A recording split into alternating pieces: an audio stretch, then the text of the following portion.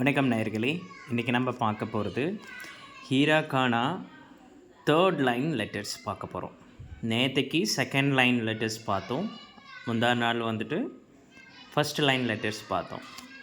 இப்போது மூணாவது வரி அதை நம்ம தமிழ் எழுத்துக்களோடு எப்படி கம்பேர் பண்ணலாம் அப்படின்னா, சா, சிஆர், ஷி, சு, சே, சோ. வரி வந்துட்டு உயிரெழுத்தோட கம்பேர் பண்ணி அதில் உயிர் குறியில் மட்டும் நம்ம எடுத்துக்கிட்டு நம்ம மனசில் பதிய வச்சுக்கிட்டோம். ரெண்டாவது கா வரிசையை எடுத்துக்கிட்டு பதிய வச்சுக்கிட்டோம். மூணாவது சா வரிசை.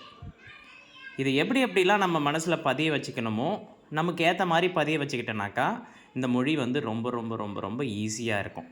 ஜாப்பனீஸ் மொழியை வந்து நம்ம தமிழ் கூட கம்பேர் பண்ணி பதிய வச்சுக்கிட்டோனாக்கா நம்ம ஈஸியராக வந்துட்டு இதை ஈஸியாக படிக்கலாம், பேசலாம், எழுதக்கூட செய்யலாம். இப்போ சா சொன்னேன் இல்லையா, சானா உங்களுக்கு ஒரு சின்னதாக ஒரு ஞாபகம் நீங்கள் அடையாளம் எப்படி வச்சுக்கலாம்னா சாவி அப்படின்னு சொல்லிட்டு.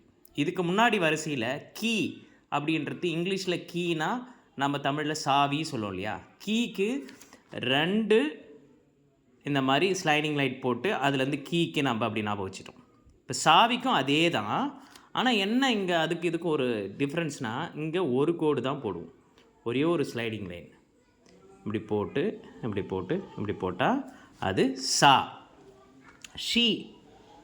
ஷீனா இப்படி வந்து ஒரே ஒரு ஒத்த கொம்பு மாதிரி இருக்கும். ஷீனா பார்க்குறதுக்கு ஒரு பொண்ணை வந்துட்டு ஷீன் இங்கிலீஷில் சொல்லுவோம் இல்லையா.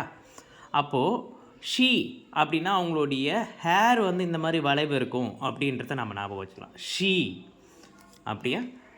நெக்ஸ்ட்டு சு பார்க்குறதுக்கு தா மாதிரி இருக்கும்.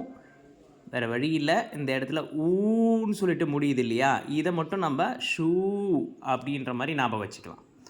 சே இது பார்த்திங்கன்னா இதுக்கு முன்னாடி கே அப்படின்ற வார்த்தை எப்படி முடிஞ்சிச்சு அப்படின்றத ஞாபகம் வச்சுக்கணும். நீங்கள் கே வந்துட்டு இப்படி எழுதுவீங்களா, ஒரே ஒரு ஸ்லைடிங்கில் நீங்கள் பாருங்கள். கே இதுக்கு முன்னாடி நம்ம எப்படி படித்தோம், இங்கே பாருங்கள்.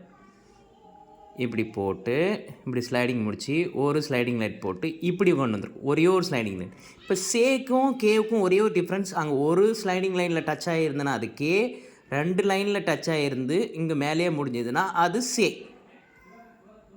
இப்போ இதுக்கும் டிஃப்ரென்ஸ் இது தான். ஸோ நம்ம வழக்கமாக சொல்கிற மாதிரி இந்த மாதிரி கட்டம் போட்டுக்கிட்டிங்கனாக்கா உங்களுக்கு ஈஸியராக இருக்கும். ஸோ வந்து ஜட்டை இப்படி 3 இழுப்பாக இழுத்திங்கனாக்கா ஸோ வந்து முடிஞ்சிடும். ஸோ இது எப்படி எழுதலாம் அப்படின்னாக்கா நம்ம முன்ன சொன்ன மாதிரி தான் ஒரு கட்டம் போட்டுக்கோங்க. இந்த கட்டத்தில் ஒரு 4 இந்த இது இருக்கிறத ஞாபகம் வச்சுக்கிட்டு ஃபஸ்ட்டு ஸ்லைடிங் லைன், அடுத்து இப்படி, இது சா,